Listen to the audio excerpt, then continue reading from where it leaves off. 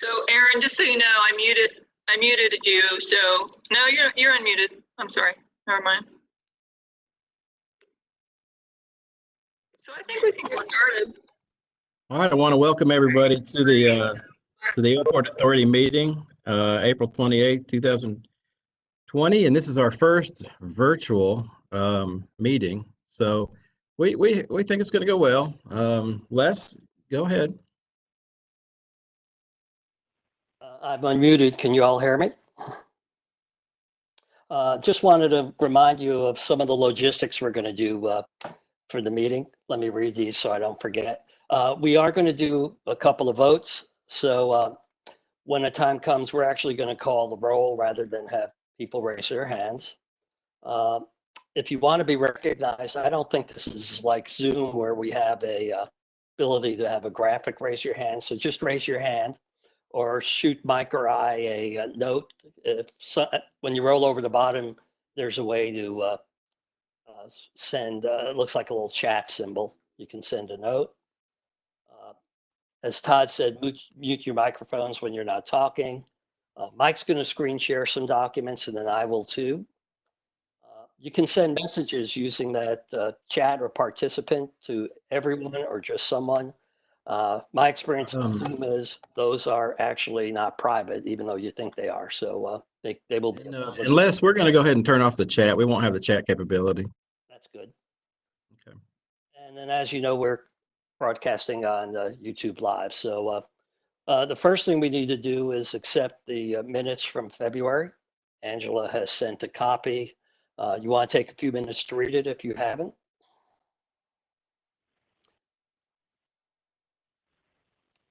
I have it on my iPad. I have read it.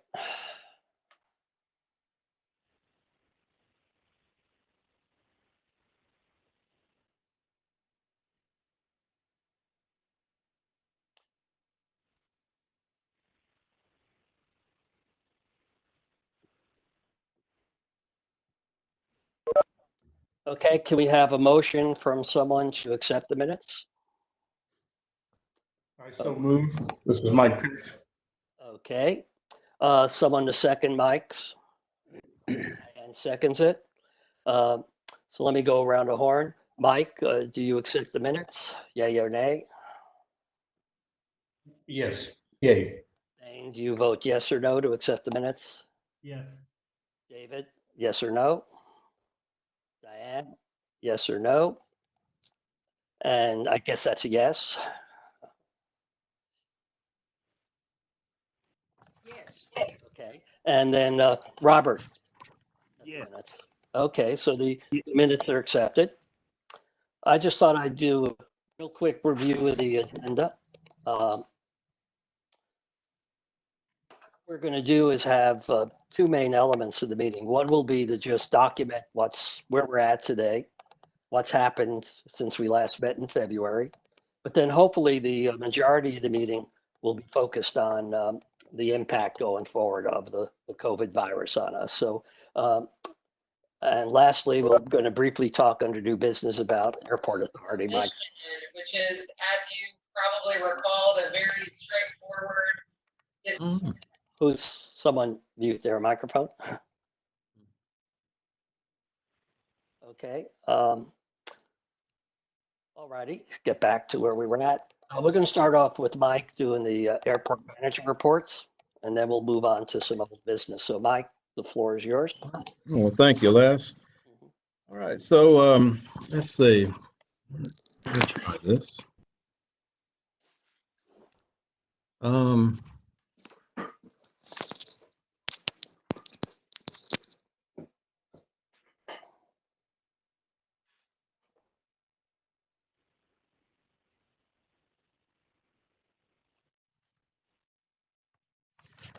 All right.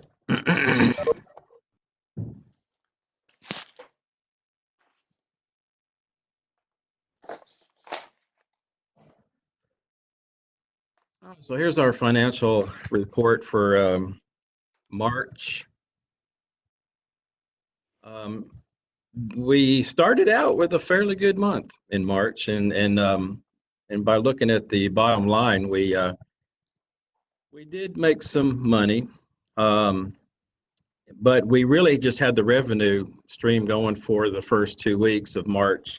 And then when COVID-19 hit, we pretty much stopped the services here at the airport, except for essential aircraft, emergency, and that sort. We still handled the locals. We didn't want to just abandon them, of course. So we still handled the local traffic as well, but took precautions. So you can look at our sales, actual month to date, as far as avgas and jet. We started out again with a very good month. Concessions were good. Our leases were good. The airport fees, of course, we were building to a very good month because we had a lot of charter coming in. And then once COVID hit, of course, the schools took heed warning. And a lot of the charters, all the charters stopped pretty much overnight. And that's where a lot of our business is at this point in time of the year. So we get a lot of revenue from the airport fees and, of course, Jet A, which we don't have. But coming down to expenses, you can see that the cost of goods sold and fuel of avgas and jet was in relation to the sales. And then also just the normal expenses that hit for administration services, airport maintenance. Maintenance was down, of course. We mostly are out there cutting grass, and we are doing a lot of maintenance. But what we're doing right now doesn't require a lot of cost. And so that brought our total revenue minus expenses to $21,000 for the month, and then right now we're into $365,000 for the year to date. Any questions on the financials? Jump to the operations, which is further on down. Go ahead. I had my microphone muted. But what you're going to see, if you could just go up to the cost of goods sold. Right. You can scroll up and you see the inventory. I've been chatting about this as we were developing a forecast for the rest of the fourth quarter. We don't understand, I think it's fair to say, how the county computes cost of goods sold. It's not like what I've normally seen. So it doesn't appear it's when it's consumed. So you'll see we had actually higher cost of goods sold for avgas than we had sales, which is this anomaly. I think it ends up evening out by the end of the year, but it definitely doesn't match the actual usage. So maybe some point in time we can find out exactly how they do this. Well, in this particular situation, and it could be, and I haven't looked into it, but a lot of times what it is that we might buy fuel at the end of the month and use it, the following month. So it could be that. I haven't checked into that, but that most likely is probably what it is on the avgas side. Avgas, all fuel's down right now. It'd be great to get a load of avgas or even jet, at a pretty good, decent cost. You might want to look at that accounting method there because as the judge was alluding to, cost of goods sold is not the cost of inventory, it's the cost of the goods that were sold. That's exactly right. And that's what it should be. That's what it should reflect right there on this piece of paper. Yeah. And so I'm thinking that it was that we purchased it, and it's being used in the following month. But let me check on that just to make sure. Which means, though, that, and not to get into a big, long accounting discussion, but it's not really basic accrual accounting, and it means the inventory number's off also. So it may be worth, and I'll make a note, a sit down with, 30-minute call with the accountants one point before the next fiscal year, because when you start. I sit down because I don't think that's the case on this one. I think I took all of that equation out of this report, but let's look at that and see. Okay. All righty, let's see here. Let me. Hey, y'all, sorry I'm late. Josh is on the call. Hey, Josh. All right, and then as far as the operations, we had, of course, budgeted 38,000. Actual month, 1,772 for the month. of March. And right now, the actual year to date is 34,000, just a little over 34,000. So we are down, of course, with the operations at 1,700. We normally have about, 3,000, 4,000, something like that. So it's down. April isn't going to be much better, but we're going to start ramping some things up, safely. But I'll talk about that a little bit later as we go along. As far as project updates, we have several projects that are in the hopper. We've got the localizer project, which, if you remember from past meetings, it's usually been a standalone project with extra money that we had from the runway project. We did ask the current contractor who was working on that to see, give us a price as to what it would cost to do the localizer project in finishing up that project. And it was fairly high. Most of it was immobilization. So what we've done, we decided to combine the localizer project with the taxiway alpha project and see if we get a better price on that project. So by doing so, we had planned on opening up bids already for the taxiway project, but by doing so and including the localizer project in that, we pushed the bid opening by a month to get the localizer project in and give the contractors time to gather some pricing up. And so the bid opening will be set for May 28th as it stands right now. Did you want to add anything to that, Jacob? No, that sounds correct. Okay. Okay. The other project we have other than those two was the glide slope project. If you remember, the antennas, we replaced the antennas on the glide slope because every time it was wet weather of some sort, it would just go down on us. And so, of course, that's when you need it the most, when the weather's bad. So we finally got the replacement antennas in. Our tech had installed those antennas, and now we're waiting on FAA flight check this week. And then once that's done and they approve it, then we'll turn it back on. And I'm sure everybody will be glad to get the ILS back up and working again. Any questions with projects? All right, as far as marketing and outreach activities, haven't really done a whole lot with that yet. We're hoping to do a little bit more as the months go along. But we do have some meetings, that we want to do somehow, some way, possibly WebEx or other means to get in front of some folks in marketing and outreach.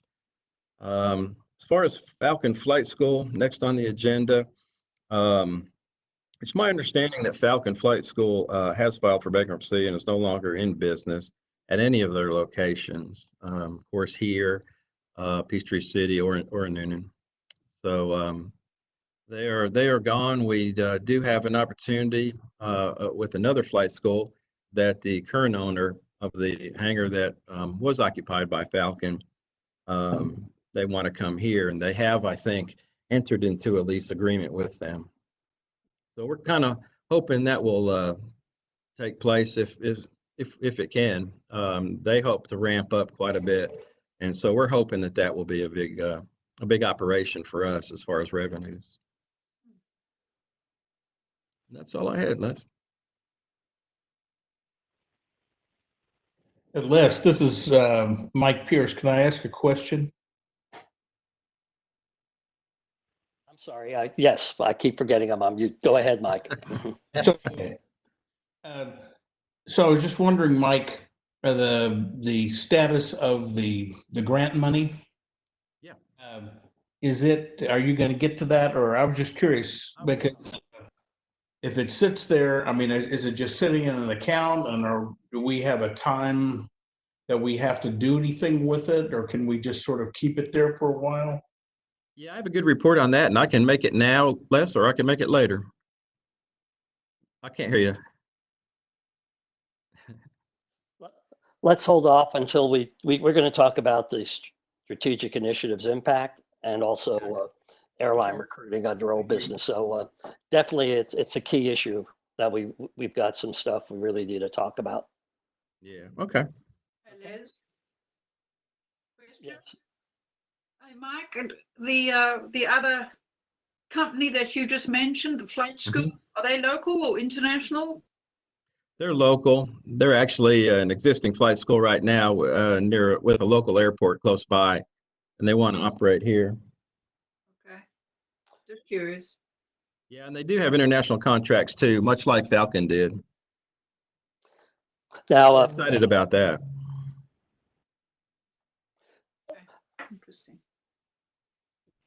one key point Mike has made to me is that as far as the lease goes, they were subletting that building, so that doesn't affect our lease revenue. And the thing is, they must have been a fair percent of our avgas sales. I don't. They were a tremendous amount of avgas sales. Yeah, they were. Even though they only took maybe 5, 6, 10 gallons at a time, they flew a lot. And with this new flight school coming in, they intend to do the same with the international contracts and training students from overseas. So we're hoping, that they will gear up to be something similar to what Falcon was. They had gave us a tremendous revenue source. Any other questions for Mike? Okay, if not, we'll move on to old business. Again, here we want to primarily just talk about what's happened the last 2 months, and we'll focus more on the future when we get to the COVID-19 impact, if that's okay. So just starting off, Mike and Angela, maybe you want to chat about the website. Well, right now, Angela's done about all she can do right now on her end, and turned it over to ACC.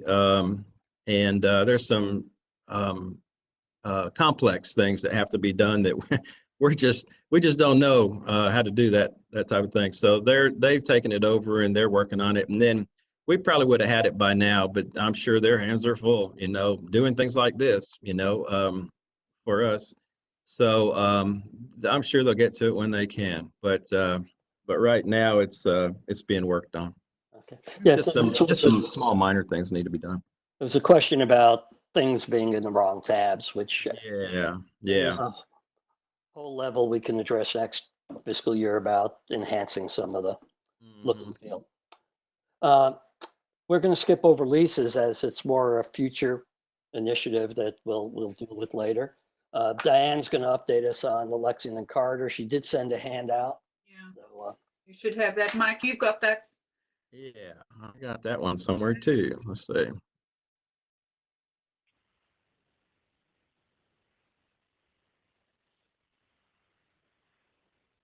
see here.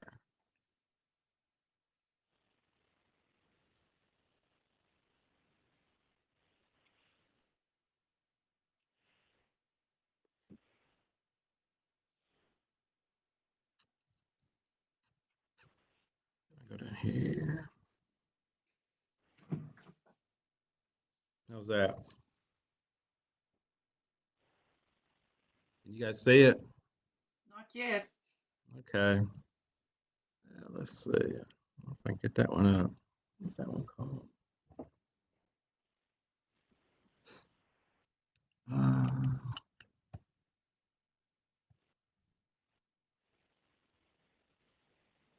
Well, everybody has it anyway. I know Yeah, Angela's. they do have it. Yeah, so I'll just speak briefly to it because we don't want to consume too much time. Okay. The Lexington Road User Group Committee, Keith Sanders and Derek Doster are running that sort of jointly. There you go.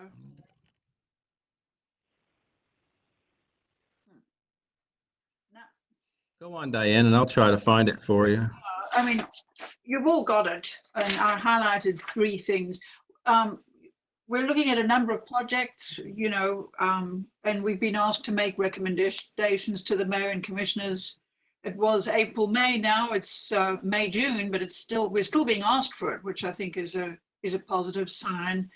That committee's working hard. So the thing that we've been charged with doing this month is actually to take the projects under consideration and then rank them, priority funding, and provide our justifications or rationales and try and rank them on 3 different levels. Some of them as sort of must have, top priority, essential, or secondly, highly wanted, second level, or then maybe they'd be nice to have as a third level if there's funding available. So of the 6 projects, I'll just clip through the titles. I mean, there's a new entrance to the airport directly fronting on Lexington Road. It has been the topic of discussion through the whole of the corridor studies and, subsequently. There's a set of bus stop additions on the corridor or improvements. There are intersection improvements, Gaines School Road and Whit Davis. There are 3 or 4 different versions of a multi-use trail as a set of projects. There are a whole series of sidewalk gaps along Lexington Road where there's some areas with no sidewalks at all, and then other areas where there are new sidewalks and then patchy sections in between. And then finally, the 6th item on the list is signage for the airport. I'm not shy to tell you, I've been pushing for the signage for the airport ever since the beginning of the corridor studies, because I think, there's been wide agreement that the signage is inadequate. Some of it is old and faded, and there aren't enough signs, and some of them actually lead people in the wrong direction. So everybody on the committee is actually ranking these 6 and giving them one of those 3 levels of priority, and then Keith Sanders and Derek Doster will reconcile all the rankings and come up with a set of recommendations. So 3 of them, the airport entrance is something that, everybody's talked about that. And what's been interesting in the corridor studies and beyond, the discussion always gets truncated because everybody sort of agrees that it's desirable, but then the runway's in the wrong place. And so the discussion has always been about, well, that would be great, it's needed, it's desirable, but, tunneling under the runway is an expensive undertaking. But what we are actually doing is looking at any other possibilities of going around the runway in a loop, or there are 2 or 3 other small roads that front on Lexington that might be possibilities. And a couple of us have actually urged a recommendation for something like a feasibility study that instead of prioritizing the full amount for an entrance, which would be very expensive and blow the whole budget, urge the consideration of doing a feasibility study to investigate all the options if there are for it as a first step and to keep it high on the radar. The signage for the airport has basically, if I don't think I'm saying things out of turn because everybody's been open about it, including Keith and Derek, that what they call low-hanging fruit, that it's easy to grab, it's a low-cost item, and it's probably pretty much a sure thing, they say. So Mike has actually given them, it's now 18 different locations for new signs. And the only thing in the situation with the signage, aside from the going ahead with it, is the fact that we've been told, that the mayor and commissioners already are looking at coming up with a new logo for all of the community. And they'd really like to have that logo on top of these airport signs instead of the airport logo that Mike has shared with the committee. But I think it's pretty, can we say, even possibly assured that we will see some new signs for the airport within the budget, which is good. And then, the airport entrance, as I said, is an interesting thing that I think that some of us are fighting very hard to keep it high on the radar and to nudge it forward, even if it's a question of discussing any possibilities rather than just truncating it that, well, we can't go through or under the runway, so it's just not going to work, period. And then a third item on the list of 6 projects is the multi-use trails. You can't see it here, and I didn't try and give an attempt that we share it, but I can show you. Todd Miller in Leisure Services has been giving us very nice maps with plans that we've been talking to him about for a series of multi-use trails around the airport property. A beginning trail close to Lexington, or one that goes the whole way around the airport property and connects with Satterfield Park, or a small portion. And that network would actually potentially connect with the Firefly Trail, and maybe even the Greenway. And it could have a little connection to that micro park that we've been talking to them about. So some of us have actually ranked these quite highly. One of the things that's influencing the rankings is that Athens in Motion has quite a large budget for sidewalk gaps and construction, and also for bus stop improvements connected to some of the sidewalks, and so does transit. So what we try to do is actually make recommendations that don't duplicate, but also that perhaps see a possibility of stitching together pots of money to come up with funding for certain things. Some of the bus stops, for example, are just like a post, and they don't even have a slab, and there's not even a pathway, and people actually have to walk through a ditch in the long grass once they get off the bus. And so some of those, they're trying to upgrade those to make all the bus stops on the corridor at least, reasonable for people to use when they get on and off the bus. And some of the new stretches of sidewalk can be connected to bus stops where there's new development, because developers have to put in sidewalks. There's one stretch that I was going to rank really highly, and that's one between the Winterville Road and Johnson Drive, where there's no sidewalk on either side of the road. And yet there are footpaths where you can see people walk a lot, but it's actually really dangerous because it's a very narrow verge and a lot of heavy traffic. But the GDOT project is actually going to include that sidewalk construction. So we don't have to worry about that because it's in the interchange reconfiguration project.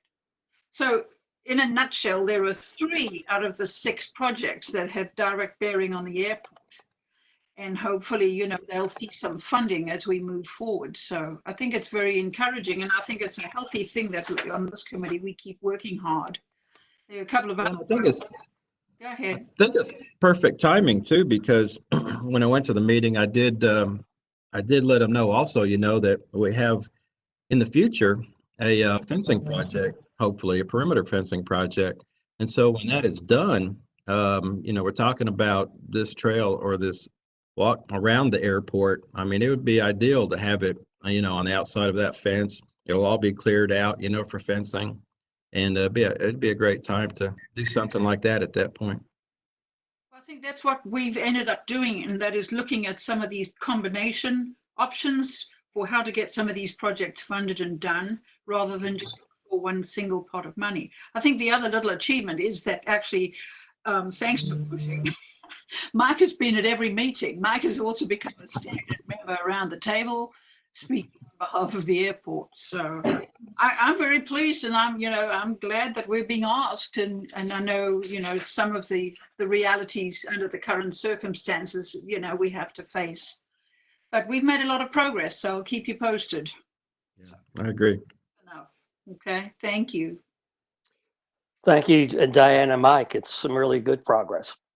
Can I jump in here for a second? Of course you can. Yeah, I've mentioned to Mike on a number of occasions, I feel very confident that the DOT would go ahead and install signs for the airport. If we make a request and tell them what we want and where, I seriously doubt they would consider putting a logo on those signs, because that doesn't follow the federal standard beyond the standard airport logo. In other words, I doubt they'll put the Athens-Clarke County logo on it. But I think you simply just need to make a request to the DOT, tell them what you want and where, and they will probably install those on the state routes at their own cost. Yeah, and Bain, and I did drive around, like you and I had talked about. I drove around to different areas, and really my thought and that I brought to the committee was like you're saying, the state DOT, the green sign with the airplanes, because everybody knows those signs. If you try to change it up, people might pass it and say, what was that? But they understand and they know and familiar with the green airplane signs. And then what I was hoping, and you might can correct me on this, but what I was hoping that if we ever got a good airport logo, a separate sign, maybe smaller, not quite as big as the green, just put it on top of that. I kind of identify our marketing side of the airport. I don't know if that's allowed or not on that same post. It depends on who you talk to, Mike. I mean, In some cases, you'll on one hand, you'll get someone that is going to stick strictly to the book and say, absolutely not. You know, that's not in the manual of uniform traffic control devices. There's no way we'll do that. You get the right person, they might let you do it. But, you know, I'm just saying, I mean, if you want some really low hanging fruit, I feel pretty confident you could go over to the area office or to the district office in Gainesville and probably get them to do that. Can I say something? On if, you know, if that's of any benefit. Yeah. Jerry, yeah. Yeah, as far as the Athens-Clarke County logo, you know, I wouldn't let that stand in the way. The commission hasn't decided that we're going to have a logo. And we sure as heck haven't decided that the airport's going to have to use our logo. I wouldn't worry about that. I think you need to tell us what you want to do. And it doesn't necessarily have to come out of this Lexington Corridor Committee. It can come from the airport authority. Okay. All right. And building on that, Mike, I think the money is available. I don't think there's, you know, we've talked a little bit about this before, the signs to show direction to the airport. That's not something that needs to be waited on for the broader Lexington Road group to decide all the other aspects. There's opportunity to move on that pretty quick. Okay. So Okay, I think that's we good. can continue to explore that. And if you want me to talk to Keith and Derek, I can do that. But I mean, this makes sense. We should go do it. And we should agree. at the airport because that's Yeah. what we need to do. Yeah, it's needed. It's needed badly. It really, really is. I appreciate that. Okay, any more questions about the corridor? If not, Mike, can you update us on airline recruiting, and you can address hopefully Mike Pierce's question about the grant? And Okay, so, I'll bring that also, into here. we haven't chatted as a group about your meeting out in Phoenix. So you sent us a good Yeah. update, but we're going to do that at our March meeting. So Yeah, anything that's else? right. Okay. Well, the meeting out in Phoenix went well. I did talk to Dr. Delta, American, United, and Allegiant. American, of course, if you remember, they gave us the letter of support for our SCAD-STEP grant. They're still interested. At that point in time, it was the 1st of March. And honestly, if it was a week later, it probably wouldn't have happened. This meeting probably wouldn't have happened. So they were scrambling even at that point in time. And I did get to spend a lot of time with each one of those representatives, not just the 20 minutes I had, you know, formally, but also, you know, informally with them through the day, lunch, you know, dinner, things like that. So it's a very good conference. But with that said, you know, things were kind of still in the works then, and I really don't know where they are right now. But I had talked to our consultant, Doug Blissett with Mead and Hunt, our air service development consultant, and he is getting some information. He has information now, but he said he'd have more information for us in May. So I asked him to come to the virtually come to our meeting in May and give us an update if he didn't mind, and he said he most definitely would. So we'll have more information by that time. I'll talk to him even prior to that and fill everybody in on what's going on, so you won't have to wait till that meeting. There's a lot of changes going on. You know, Les sent out an email, you know, about the state of the airline industry right now, and it's you know, it's who knows what's going to happen or how long things will be delayed. But I know at that point in time, they were telling us that, and this was back early March, that a lot of their about 10%, 20% that time flights were going to be canceled or diverted or combined in some sort, you know. So I'm sure it's even more now today, you know, than it was yesterday. So, I mean, I'm still hopeful though. I mean, I know it paints a rough picture, but I'm still hopeful. I know they'll come back strong again like they always do. And we'll just have to kind of see how it goes. It's a day by day thing right now in the airline industry. Mike, a question that Mike Pierce, I think, asked, and maybe you answered it, but I didn't pick up on it. We have 3 years to use the SCASDIP money theoretically, and the odds aren't too great given the current situation. Do you foresee the government, or have you heard about extending that grant? I have not heard. That's something that I did talk to Doug about. He wasn't quite sure yet. But hopefully by, I don't know, maybe by next month, he'll have an answer for us. I'm not quite sure if we will by then either.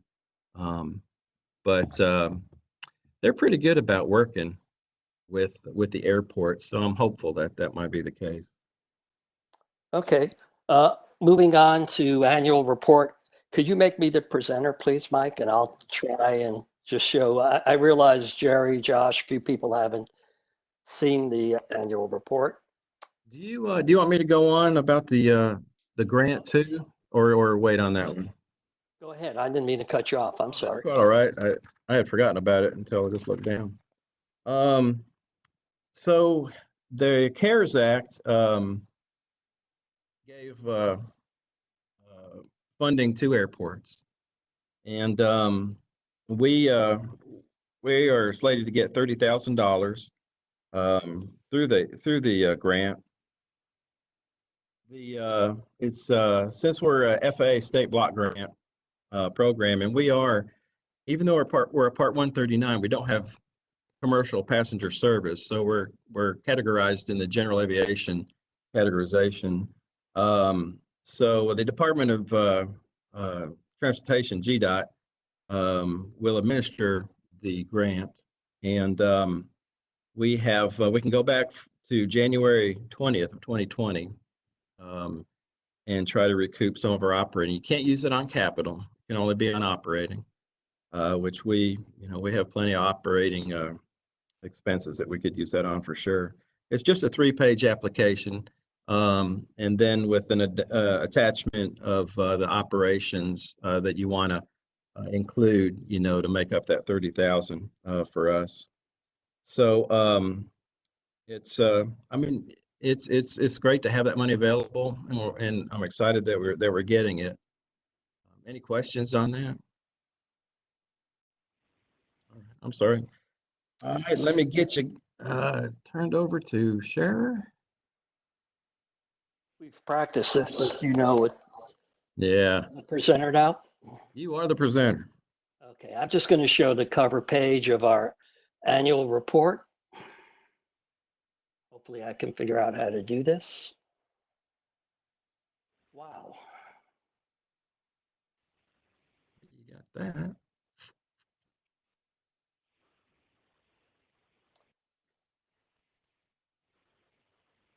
Okay, so most of you have seen this, a few of you haven't, so I just thought I'd quickly go over this. If you remember, we had a strategic project to do a draft version of an annual report so that we get practice on how to do it for fiscal year 2020. And we had an intern from the Grady School who, boy, she was terrific. So Mike and I met with her at least 3-4 times. Angela helped a lot with getting pictures. And we also had a lot of help from, at least advice behind the scenes from Kathy Paget at Athens Leisure Services. In doing some homework, Mike and a few folks found that they had done an annual report for the past 3 or 5 years that was exactly like what we wanted to do. So the annual report essentially was not going to be like something PricewaterhouseCoopers would do. It was meant to just be more a marketing tool that gave a good snapshot of how the airport performed in the prior year, and also learn a bit more about the airport and what were our major non-financial accomplishments. So the first thing we really did work with our intern was to develop a story. And I'll just walk you through this if I can make this thing work. You can see we had the obligatory mission value. Diane rightfully has caught that we didn't have the values. Then the intern put what we call the fast facts. I've learned some new jargon from her. she had a really nice timeline. And I should say there's two versions of this report. One is printed, and that would actually have the timeline would be in the centerfold. And then there's an interactive version that will go on our website, Facebook page, and that actually has some hot links. If you link on them, will take you to other places. But then we really tried to tell a story about our 2 or 3 big accomplishments. One was the big capital, and remember, this is fiscal year 2019, was our work on getting the runway done. Our second big accomplishment, again, this is if you had 5 minutes to tell someone what we did, that was the air service development. And again, we didn't have winning the SCASNIF grant because that didn't happen until July. And then we had she came up with these great terms, flying into the future. And that was about all the stuff we did to build the foundation for going forward. Two of the biggest things being a new SPLOST and the strategic plan. So then you can also see Mike working with the intern decided it'd be nice to give some kudos to the other folks at the airport. These testimonials we would update. We couldn't get David Bradley from the chamber. We had it, she couldn't get him in time. And then we just have the last page. So that was pretty much the actual document. Let me figure out how to stop sharing. I don't know how to do that, Mike. We're in trouble. Go to my picture with your cursor, my video, and then there will be a thing on there in the middle, I think it says you'll stop sharing I have profile. a problem. I'm on full screen, I think. Okay. Of course, I don't think I have anything else to share anyway. So. Okay, I can't get out of.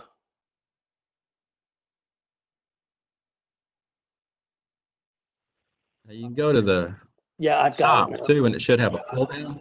Okay.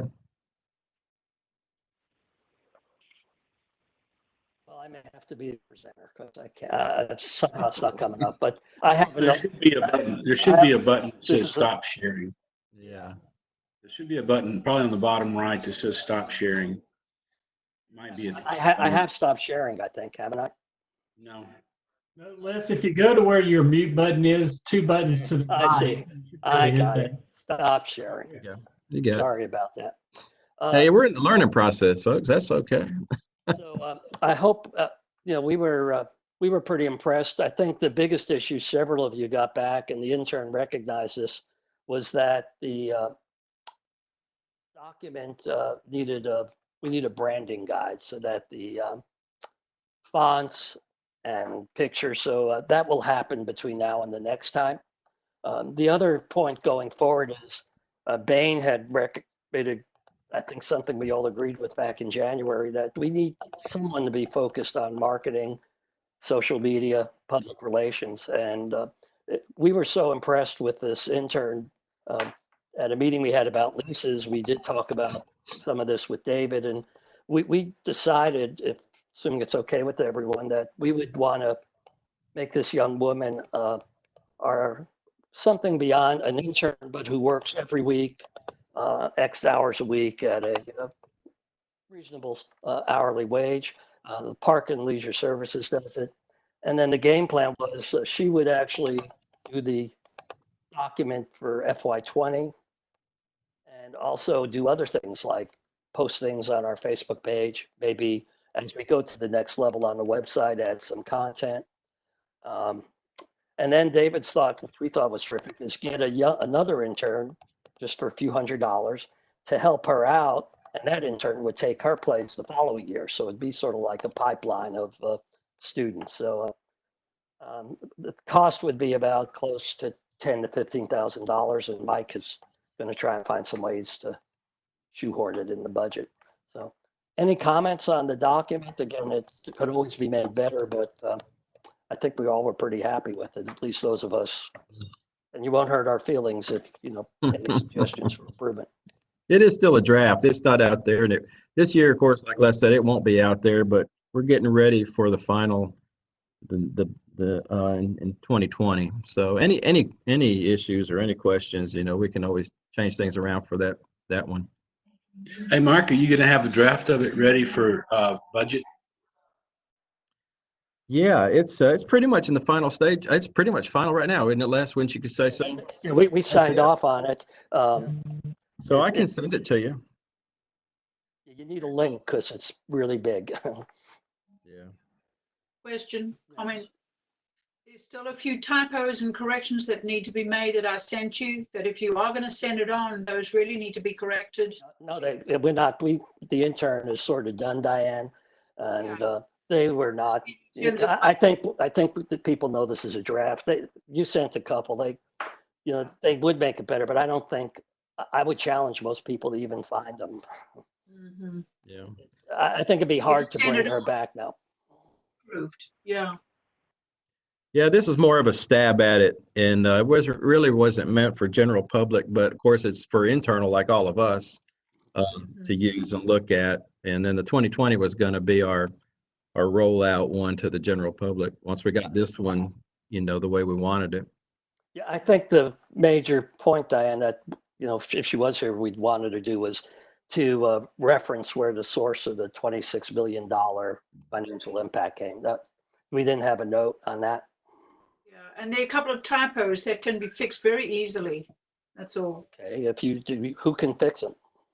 I don't know. I sent them to my, but they just, if we wanted to be complete, that we just don't want. I think we could. I've saved there were 3 of them that weren't addressed, and as I say, the school is over. This is a draft. Unless anyone disagrees, I think we can. I would challenge anyone else to find the typos. Well, it's up to you. Yeah. That's my input. Yeah. I think once everyone knows it's a draft, and we've caught them. The thing too, if we had her around more, would still be to clean up the fonts and some of the branding. So, anyone have any other comments about the document or? No. Okay. Well, Looks great, y'all. Great work. And I think y'all have a lot of good stuff to brag about. I think this is a great format to do that. And I look forward to seeing next year's because there's even more good stuff to talk about. up through the end of March. That's going to be one of our challenges, how we're going to tell the last 3 months. So I'm sure we'll figure Bad that out. news. Yeah. It's all part of it. That's life. Yep, that's right. So moving on quickly with the communications plan. We sort of wrapped that up in February. We decided with a short document. I'll put it out and send you. There's some typos in that definitely want to correct, but that'll be out in the next week or so. So there's nothing in there that y'all haven't seen. So that one we can tick off as being done. I'm going to turn it over to Diane for public events. That's the big part of our community engagement that's in that plan. Diane, if you want to update. Yeah, well, it's a sort of a non-update, isn't it? I mean, we met in February, Angela, Michael, Mike, and I, and we had very energetic discussions. We actually, I think we did report, and it's reflected in the minutes we've just approved, that we had come to the realization that we really need to do some very careful planning in terms of logistics for potentially large crowds in attendance if we had, events as we were planning them. And so that was actually the decision that we made at the time, was that we needed to actually sort of draw back and do some careful planning in terms of logistics and what facilities, services, etc. we needed for specific events, whether it's for 100 or 2,000 or however many people come. And then, of course, in March, what happened. And so I think in reality, we've accepted the fact that, there are other things that now are driving the mental energy. And so, the planning for specific brand new events is on hold for now. It'll come back like all the other things. But right now, the energy is going in the more needed directions. So in a nutshell, I guess they're on hold. But I think the logistical issues, we've agreed, and those are the things we'll pick up with first when we can see, things are starting to open up and change. We need to make those very careful plans.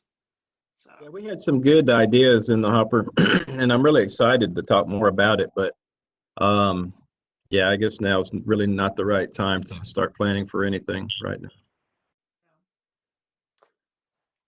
Anything else, Diane? No, thanks, Liz. I think that's it.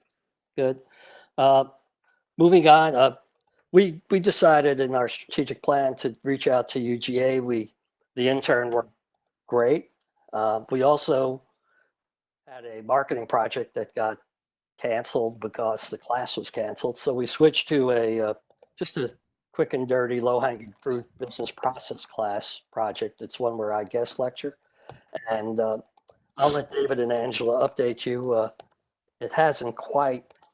They were going great guns, but it's ended in a whimper. So I'll let David and Angela. Are you okay, David? Just updating, or Yeah, there's not a whole lot to update, unfortunately. They seem to put together just basically a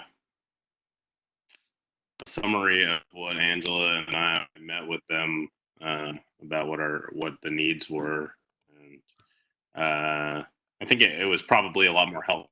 And this shouldn't come as a big surprise, but I think it was probably a lot more helpful to them than it was going to be to us. So not a great deal to update on. no? Yeah, the project was to look at game day and see how we could make it much better experience for the pilots. And they came up with stuff. They're going to be good consultants because they actually read David and Angela's watches and told them what they wrote up what they had said. But I have a letter into the professor. I got to believe all we got back was a half a page. And there's got to be more if this was a class project. But it's as David said, we were doing this one more to help them, just to build some relationships. We weren't counting on any results like we were. So I'll plug along with the professor and see if there's. Bottom line, they recommended developing a reservation system, which David and Angela had recommended a year ago. So, any other thoughts anyone have on that? Nope. Okay. Let me update everyone on the Aviation Technology Curriculum Partnership. We were going great guns. We had, after a meeting that Mayor Gertz had with the school district, we were able to link up with Lawrence Harris, who runs the Career Academy. And they became interested in this partnership to do the airframe and power training.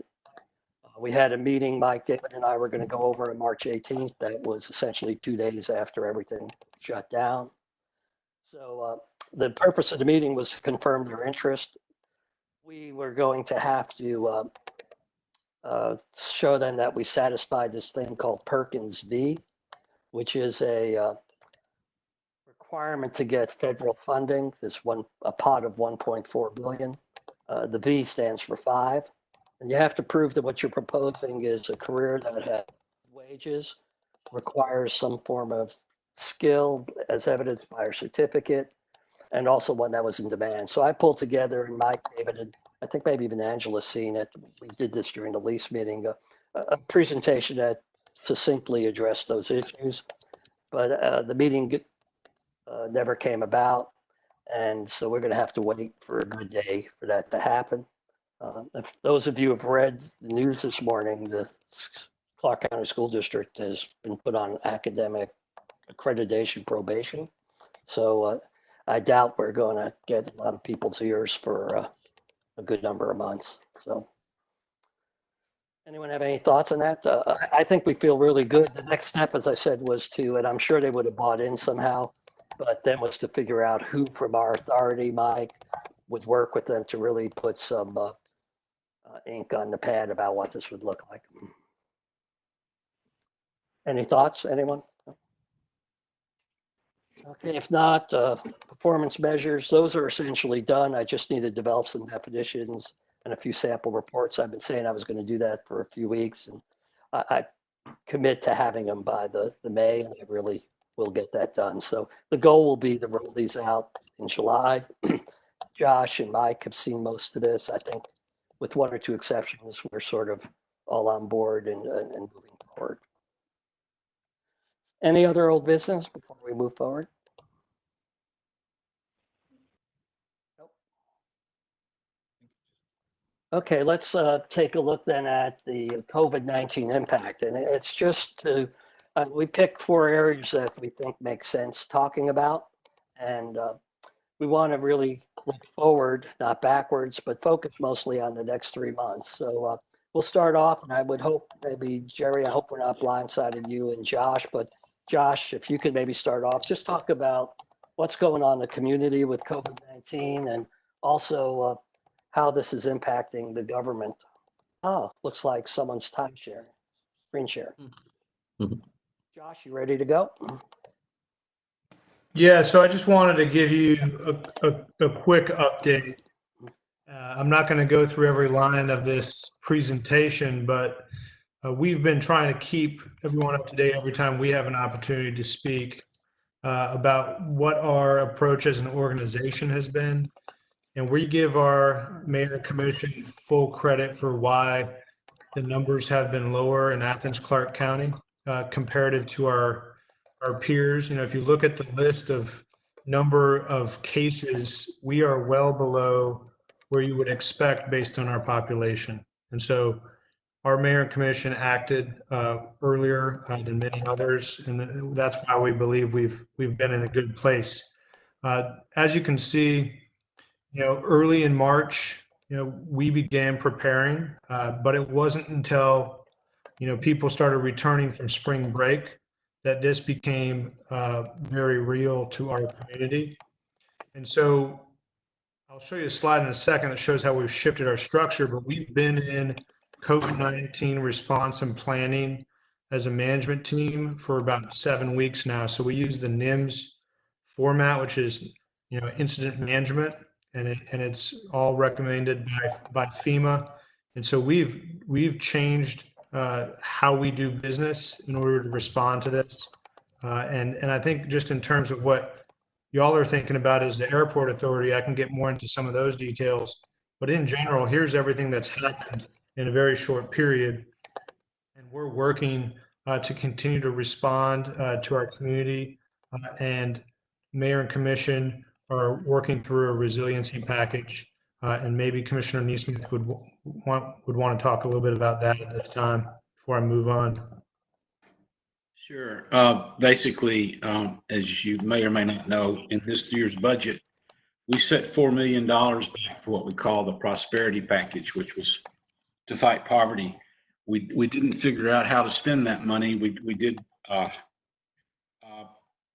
hire some neighborhood leaders and that corresponded with the school districts and put actually was Tim Johnson. What's the name of that group, Josh? I'm sorry. Community. Neighborhood leaders. Yeah. Who are they working for? Tim Johnson's a nonprofit. I'm sorry, I'd have to get the exact name from The you. nonprofit either. Yeah. Community Connection. Yeah, that's it. That sounds right. But that's as far as we got. We were working on issuing RFPs to local nonprofits for them to come up with ideas on effective ways to use that money to fight poverty. And then along came COVID-19, and we said, wait a minute, we've got $3 million roughly that we need to take away from the prosperity package and use to support our community in this pandemic. We've been working on that. We've given a grant to our four agencies that are doing work with the indigent, and we are now also, we just adopted a resolution to do this joint development authority with the city of Winterville, and I think it was today or last night, the city of Winterville adopted the same resolution. That gives us a legal way to disperse funding through a development authority. We're not able constitutionally to give money directly to anyone except through that kind of authority. So the next thing, and there's a committee working on this, will be to find ways to use that money to help those who have lost their jobs, to help the small businesses. $3 million is not very much money. It's not going to go very far. We may be able to find some other money to put into it. I'm not looking forward to the budget planning. You know, our sales tax revenues are practically non-existent. And that means all of our SPLOST projects are slowed down. Our collections for SPLOST is slowed down. So anyway, we've got a tough 6 months ahead of us. Anybody want to say anything or ask questions? Yeah, one example on the budget front that impacts the airport authority in the budget that we had developed, which was pre-COVID-19, and that is now, is now something the mayor and commissioner are discussing and working through and developing their final budget. We took away the airport authority general fund transfer because y'all were doing so well, right? So y'all were bringing in great revenue, and that's no longer in there. Understandably, the revenue picture has changed, and this might be something we need to readdress. So that's just one example of how this makes budgeting that much harder. Excuse me, Josh. We're going to share something a little later. Mike and I and Diane, we've developed, at least for the next 3 months, a model that may help answer some of those questions.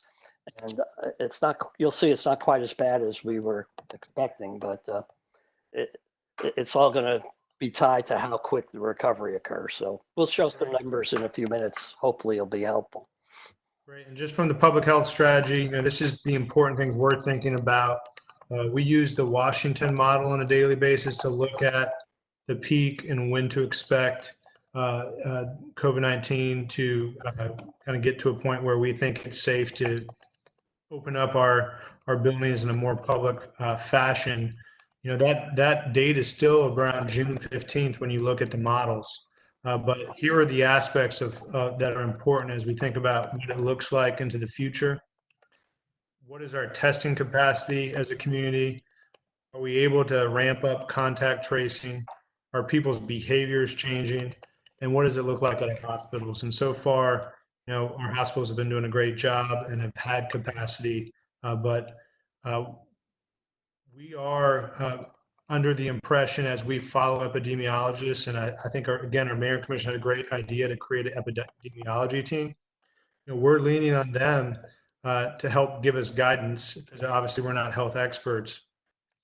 And there is the understanding that we could see a peak in the fall, right? So everything we're doing now, we might have a lull in the summer, but we are going to be planning for a resurgence in September, October into the winter months. And so we could be in this situation where UGA comes back and then all of a sudden, so does COVID-19. So these are worst case scenarios, obviously, but that's why the revenue projections are so hard is we've asked our finance department to create a revenue projection of UGA not coming back in the fall and UGA coming back. And those are some parameters that we can work through. And then just lastly, this is kind of how we've been organized the past 7 weeks. We've shifted the structure of our organization. Here's the epidemiology advisor group in the top right that the Mayor and Commission recommended and helped us create. Here are our main stakeholders on the health side in the top left, and we've created different teams across the organization to address the challenges. And just in general, the last thing I'll add here to help you all think about the airport, we've canceled June summer camps. So in our mind, July summer camps are still on the table, and we are approaching that in a very thoughtful manner, but we don't feel comfortable having summer camps in June, and so we will continue to try to open up slowly with buildings with advanced planning. So what that means is our public facilities that residents can go to right now, they're mainly by appointment only. So this week we're opening Charm for the first time tomorrow, the Charm facility. It's by appointment only. So we're trying to meet residents where they are and provide our services because they're super important, but we're also trying to keep our employees safe. So that's the balance that we're threading right now. And we're working very hard to give our employees what they need, thanks to our logistics team, and provide the safe gear that they need, but also make sure we're not putting them in harm's way if it doesn't need to be the case. So I think Mike's done a great job at the airport thinking through this and working with his team. We're still only at essential staff only right now, so emergency employees. And so, that changes things. Also, there's not inmates doing landscaping at the airport. That changes it. The inmates who have been doing work crews are still not leaving the correctional facility. And I was trying to look to see who else contributed to the list that we ended up sending out, but I was getting ready to forward to you the copy of that list. So in general, that's all I got. Not received any additional responses. Yeah, I think, David, we're probably, like I said, as part Can someone of mute our the tasks microphone? after this strategic planning session is over, we will. Can somebody mute? Can somebody mute doing their? something different to capture a better picture There of it is. the partnership feedback. Jerry? And actually, Where's this coming from? Thank you. So yeah, if I may, I might recommend, if there's been a lull in that survey feedback, it may I'm not quite sure where it's coming from, Les. I don't know. It could be helpful to go What we ahead should and do here, disclose this is, that. have we Take been this bombed? for what it is, and then kind of regroup and consider, Anytime it's if you want to expand the surveys, maybe ask any Is other Todd around? questions, and then kind of reboot it with a larger audience, and let's maybe see. a strategy that will increase the participation in that. So I'm happy to discuss that Aaron, with you all. Aaron, offline. I agree with that, and I think now Oh, it's more Jerry. than ever. It's Okay. Jerry. Jerry, turn your mic off. Bill, Wonderful. So moving Jerry. into, I think, Can we mute Jerry? we'll agree the reason that we are really here is to support the Maybe clients mute. in need of advantageous services. So Let's see. All right, we got him. We got him muted. I did it. Are you All I have good? to say about that. Okay. All righty. All right. Okay, if you can, Josh, can I ask you a question? This is Les. Please, and Commissioner Neesmith's ready for questions as well. Oh, yeah, either one. You might At want what to unmute point it does now. the It's done. city actually have to worry about not getting, if the Congress doesn't authorize a fair bit for the state? We have so much in reserves, I know, but is it how precarious situation is the county in? well, yeah, you're right. We do have reserves. What is it, Josh? 3 months. Yeah, 3 months, Yep. which So used to seem like a long time. Doesn't feel that way now. But it'll get us through this, this most of this quarter. So we don't, actually, I'm not informed enough yet to know. I don't think we've really been briefed thoroughly enough, and I'm not complaining. It's been crazy. Oh, yeah. But we'll know more in a couple of weeks, I think. Okay.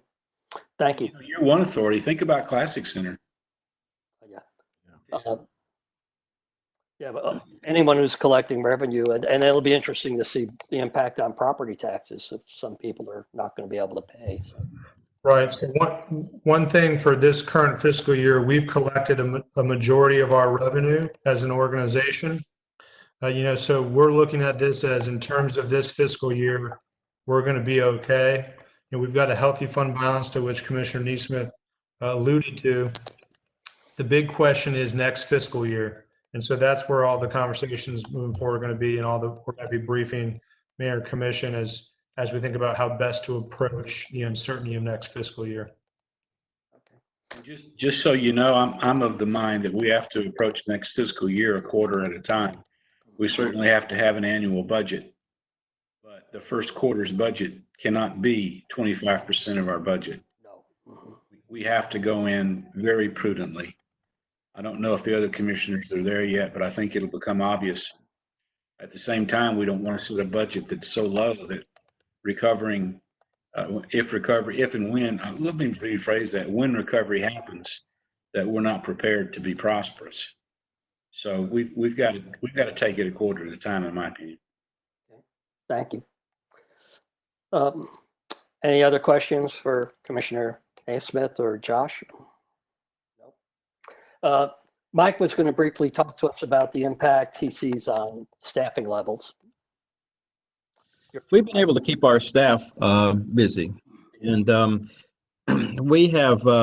I've talked to several airports just recently. As a matter of fact, yesterday, probably 8 to 10 airports to kind of get an update as to what they're doing.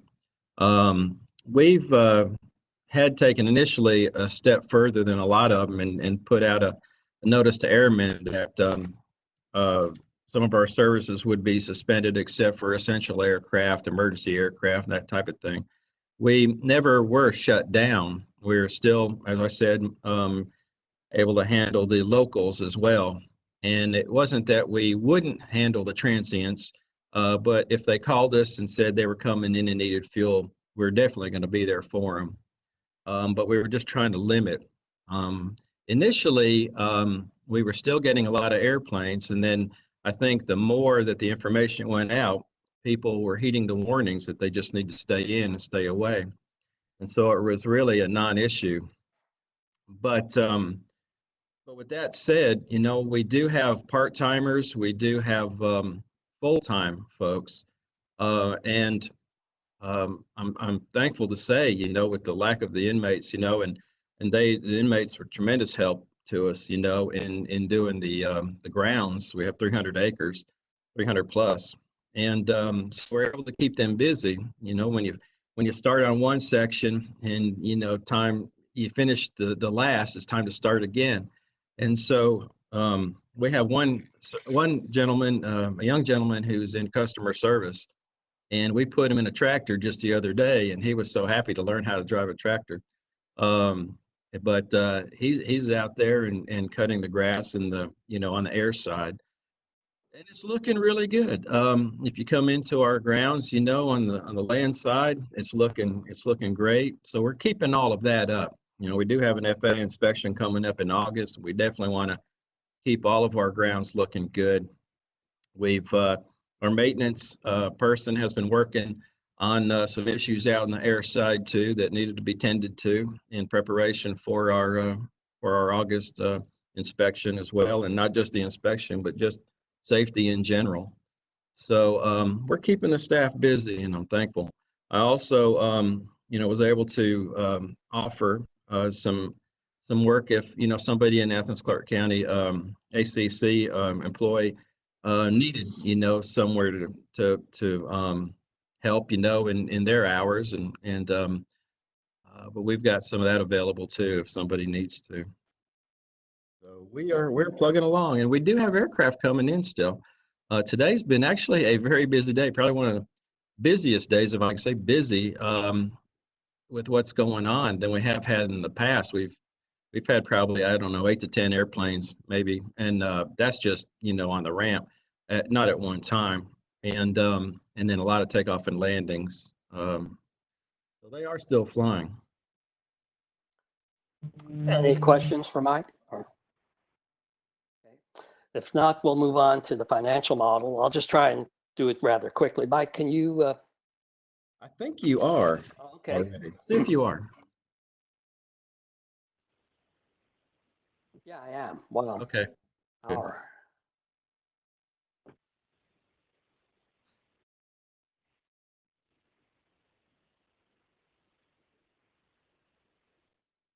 Says I'm sharing, but Yeah, it's a gray screen here. yeah, I got a gray screen too. I don't.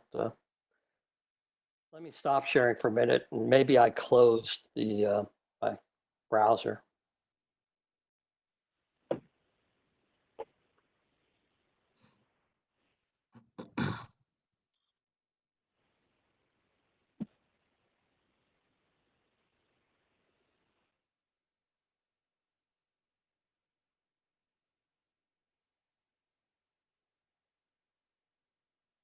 Okay.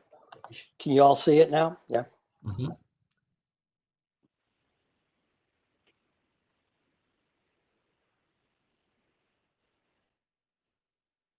Okay, just a little background. Mike, myself, Angela, Diane, we've been attending some seminars, webinars that our Amanda Hill and her group has been presenting. She helped us with the strategic plan. And it became very apparent that it would be very helpful if we had financial impact. So we went ahead and developed one, which now looks horrible on the screen.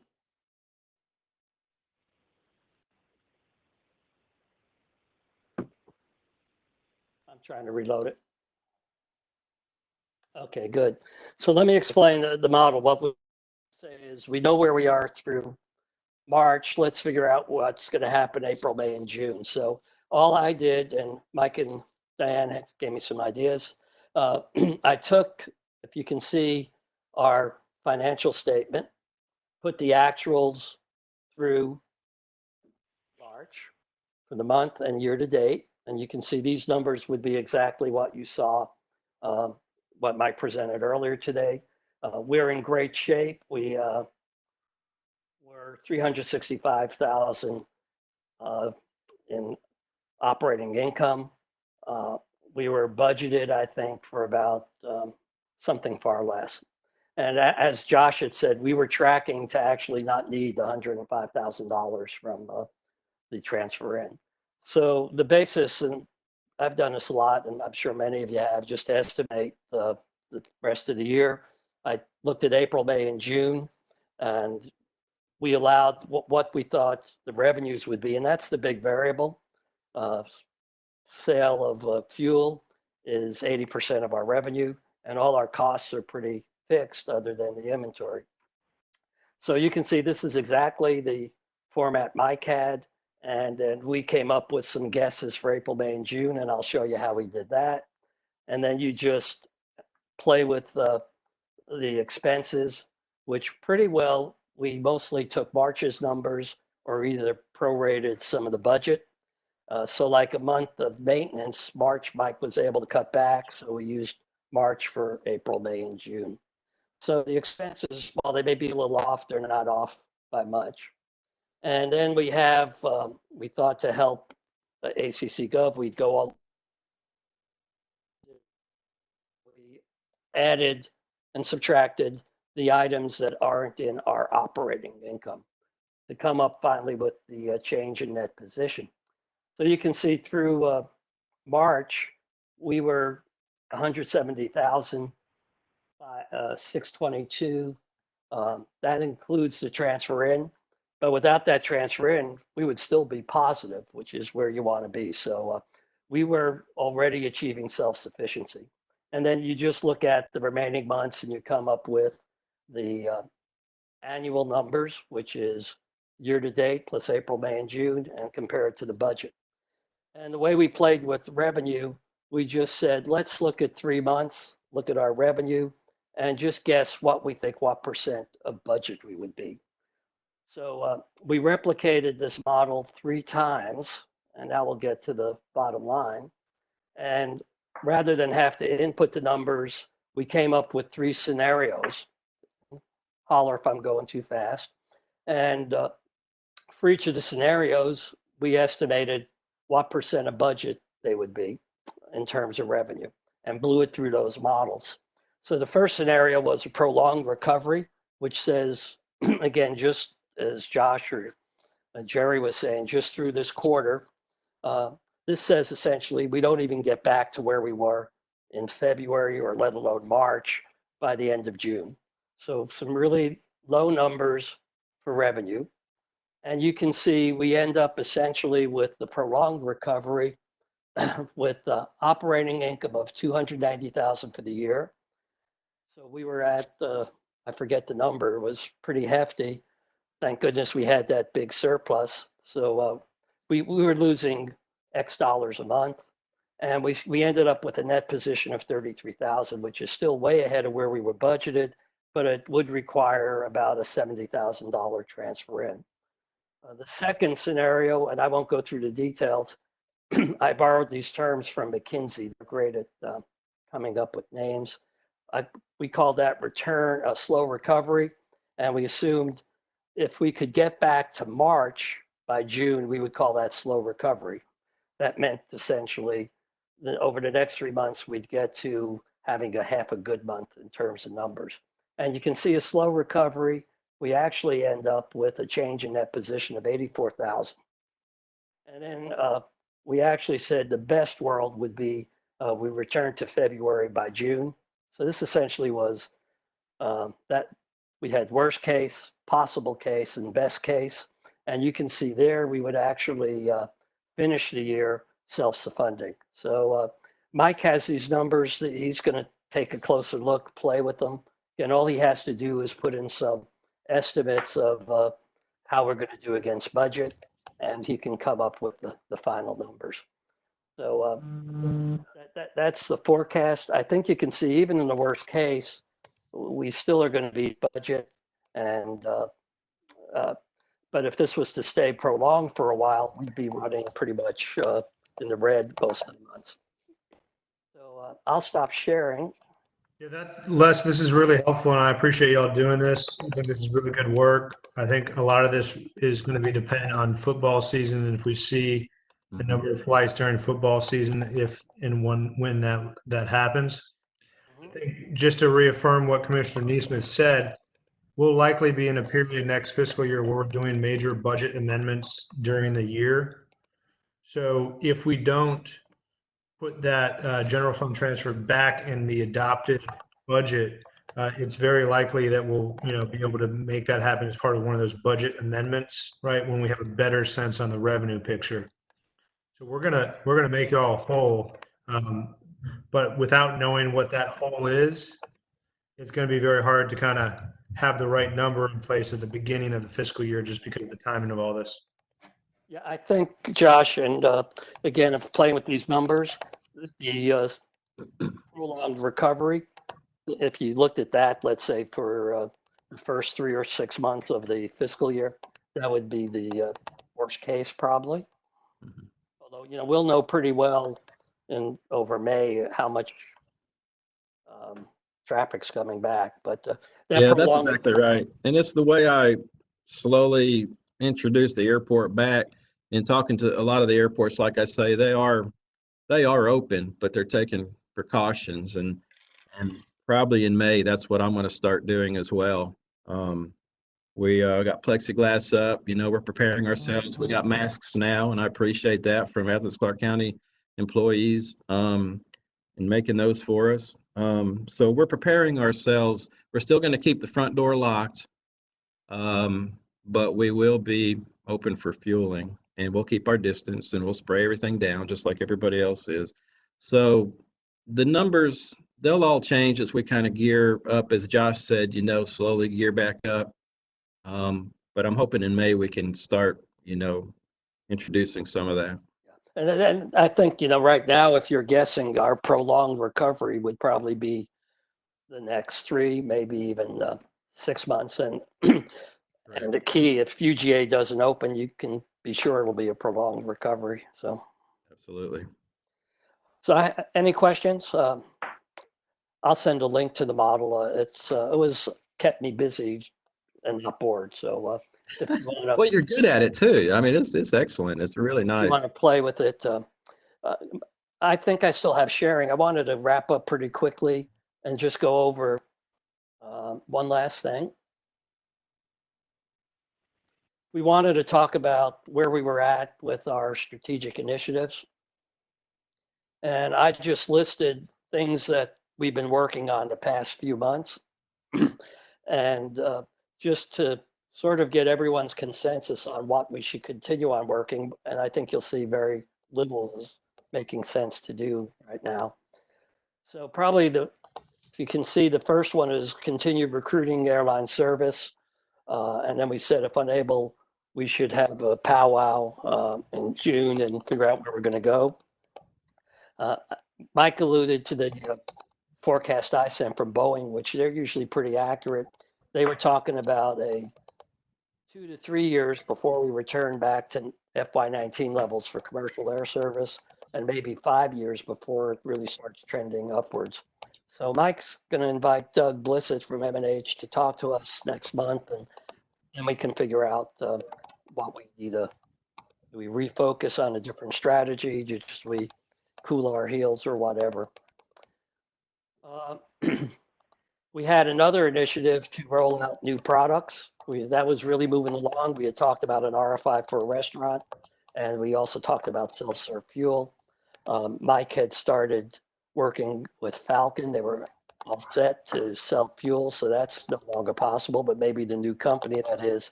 I doubt we would have any responses to an RFI for a restaurant. So again, that's obviously backburnered. The website, I think we talked about when ACC Gov gets some free time, they can go ahead and fix that. So that's still underway. Diane talked about the public events, which probably is going to be backburnered until we can get business up and running. Athens Tech meeting with the Clarke, essentially the Clarke County School District, that's got to be on hold. The performance measures, I'm down at the bottom, can be implemented for the new fiscal year.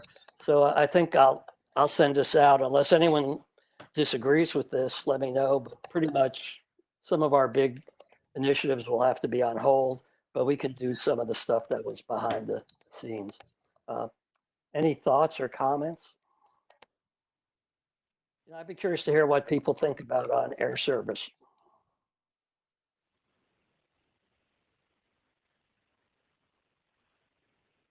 Well, I'm no expert, but it's just hard to believe Boeing's forecasts.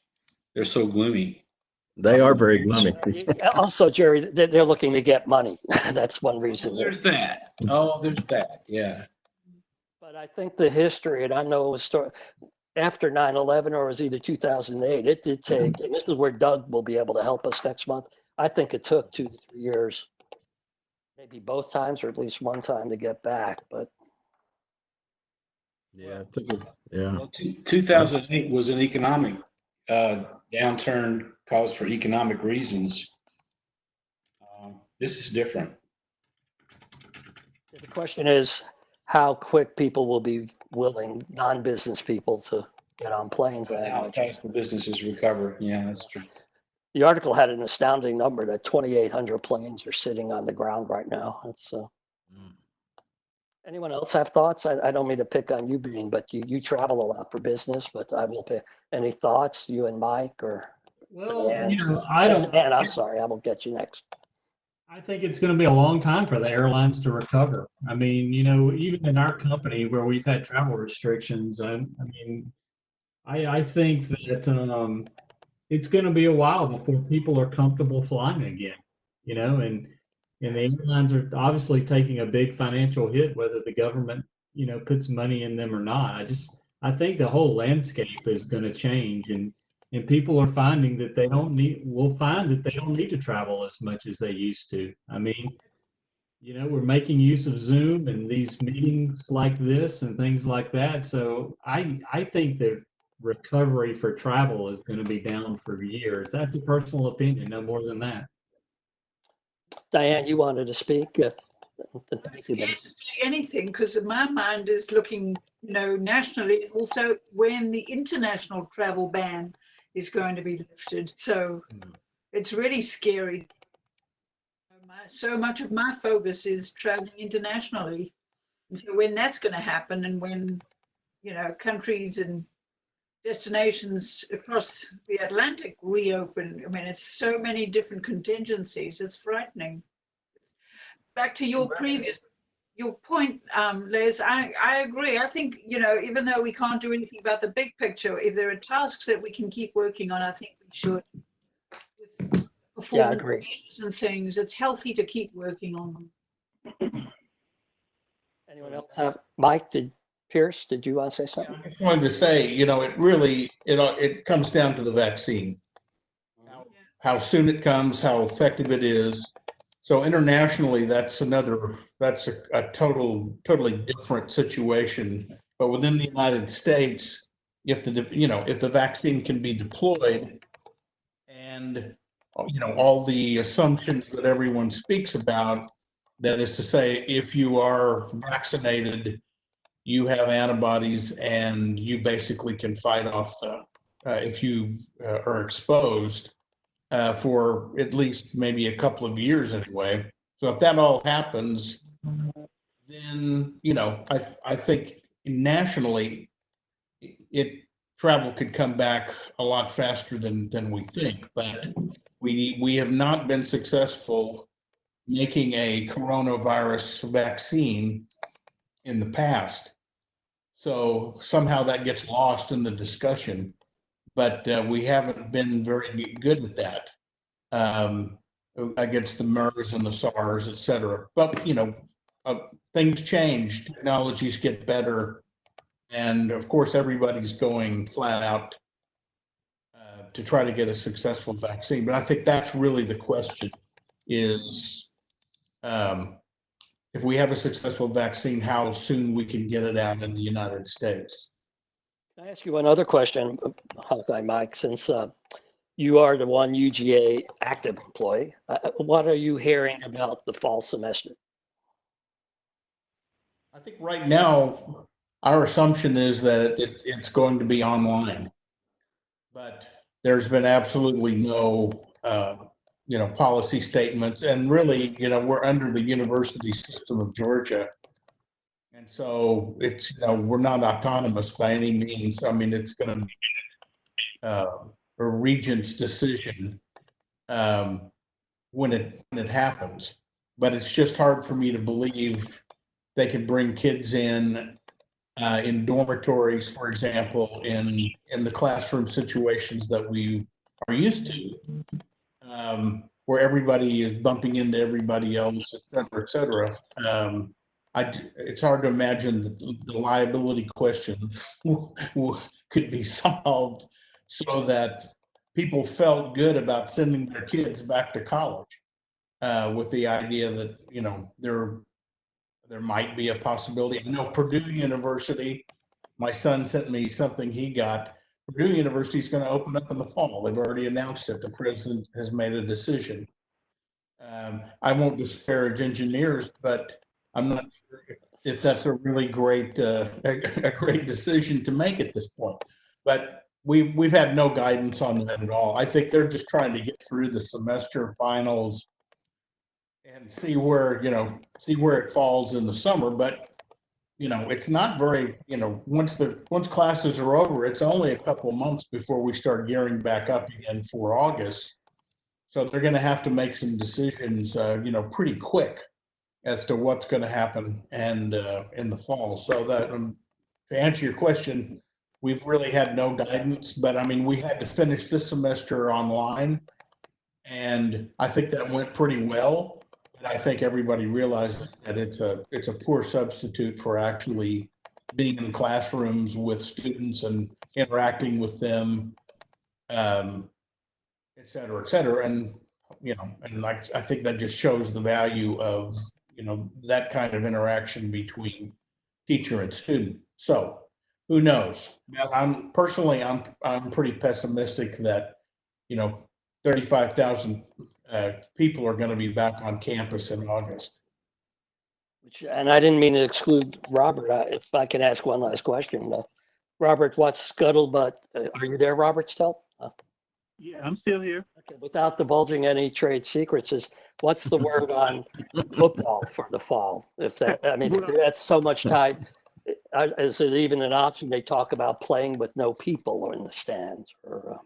Right. I believe the coaching staffs are eager to try to get something started, but the conference, the institution is holding everybody back, and we're really aligned to make sure that our student athletes are being comfortable with their academics and everything. So everything in athletics has been on hold since the final period began, since last Friday, I believe. So there's no coaches contact or anything, and they're looking for some guidance from the conference to kind of make it a uniform open back up, particularly when, some states have different parameters by which they are opening back up and everything. So everybody starts off on the same, at the same level or at the same time. And so really there's nothing moving forward until, the federal government opens up more and the states open up more. So we're just on hold, waiting on the university in particular, because if the university doesn't open back up, there's no way we can bring just student athletes back in to get a season started. Okay, thank you. So, any other comments before we? Nope. One last thing, and then we'll get to vote again. Mike, do you want to update you had conversations about the process for the FY 2021 authority appointment. You talked Sure. to I did reach out to Jean Spratlin, the county clerk, and she's pushing some of the appointments out a month or so. Most likely advertise in May. Of course, this was a couple of weeks ago when I talked to her, but advertise in May, interview in June, and appoint in July.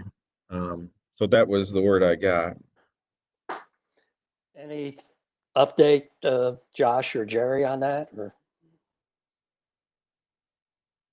No, there's not, there's kind of up to her and the manager and the mayor to figure that out, but that sounds like a reasonable plan. because we're about to lose, well, two people are up. They obviously need to decide if they want to come back. Well, we would love to have them back, but if we somehow go without an appointment, is that a scenario where we're just down to 4 people, or? Yes. Okay, which would still be a quorum, I guess, if we reach the point. Yes. Okay. All righty. Josh, we might want to talk to Judd about that to make sure, but I don't see it as an issue. Yeah, we can definitely look into it. Yeah. Okay. I'm sure this is being replicated across other, It is. it's a end of the fiscal year.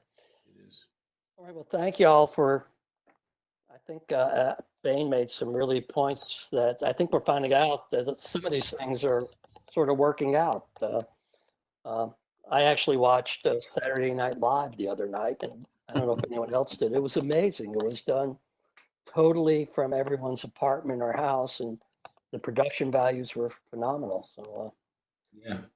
Well, Mike, I want to thank you and Les for putting together a very effective meeting. Thank you. Thank you. Appreciate it. thank you, Josh, and all you for all you've been doing. So, we're going to have to vote. We need a motion to adjourn. No one does it. We're going to be here a while. So. I'll make the motion. Diana's made a motion. We need someone to second it. Second. Mike seconds it. Then let me go around the horn again. Robert, are you okay with us adjourning? Yes. Good. Mike, you okay? Yeah. David? All good. Bain? Yes. And Diane? Yes. Okay, so the motion carries. Everyone stay safe and healthy. Thank you all. And Thank if you you. have any Thank you very questions. much. Good job. Thanks, everyone. Oh, good. Thank you. Good to see everybody. You too. You too.